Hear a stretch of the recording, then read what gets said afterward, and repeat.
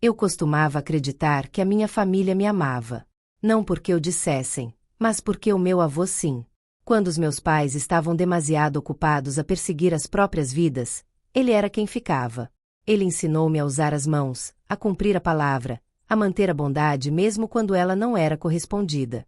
E quando ele faleceu, pensei que tudo o que me restava eram aquelas lições. Mas estava enganado. Ele deixou-me mais. Mas eu ainda não sabia disso. Na leitura do testamento, entrei de calças pretas e camisa engomada, mãos cruzadas no colo, coração firme. Todos os outros pareciam estar a caminho de um brante. O meu primo ria-se ao telefone. A noiva dele sussurrava sobre propriedades à beira do lago. A minha tia trazia champanhe na mala.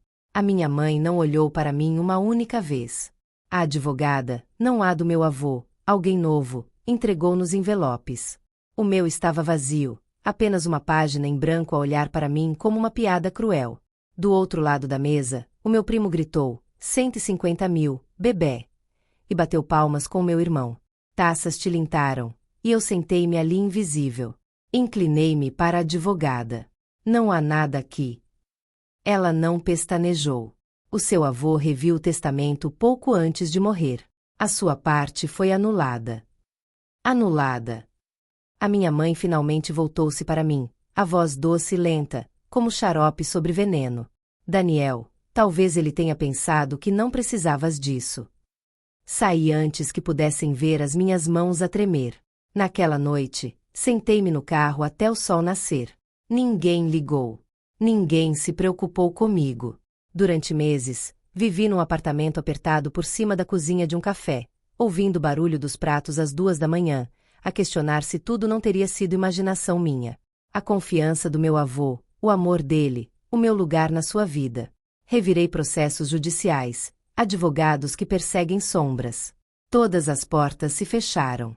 Então, numa segunda-feira chuvosa, bateram à porta. 3 batidas deliberadas. Abri e encontrei um homem de fato cinza-chumbo, pasta de couro na mão. Senhor Duarte, disse ele, sou executor judicial do testamento selado do seu avô. Dentro, pousou 2 documentos na minha mesa. Um foi carimbado e selado pelo Tribunal do Distrito. O outro, reconheci imediatamente, era o testamento falso que tinham lido no escritório. Alguém apresentou uma falsificação, disse ele. Aquele que a sua família viu. O verdadeiro testamento nunca o excluiu. Fiquei a olhá-lo, com a garganta seca. Então, a herança estava intacta, disse ele. E pela lei, eu nunca tinha sido cortado. No testamento selado, o meu nome constava com 42% do espólio. Terrenos, ações, uma conta de confiança de que nunca tinha ouvido falar.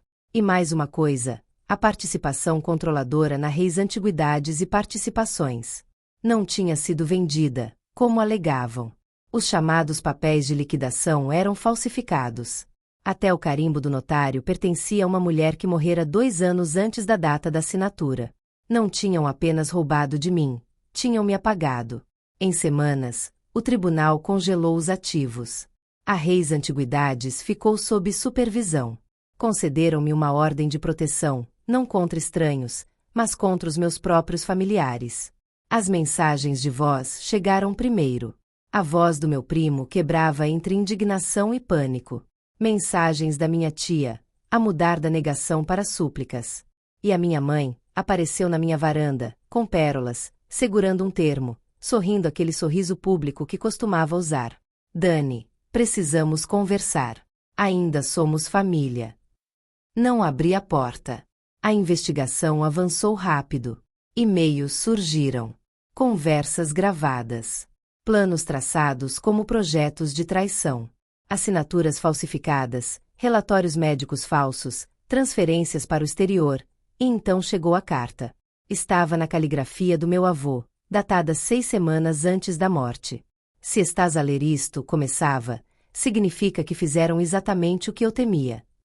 Escreveu sobre como os tinha visto a rondar durante anos, como se certificou de que eu estaria protegido. E tu nunca me pediste nada.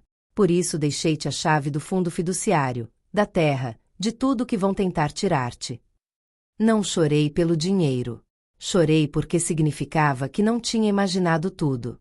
Eu importava para ele. O dia do tribunal chegou. A minha mãe sentou-se pálida e rígida. O meu primo chorou antes mesmo do juiz falar.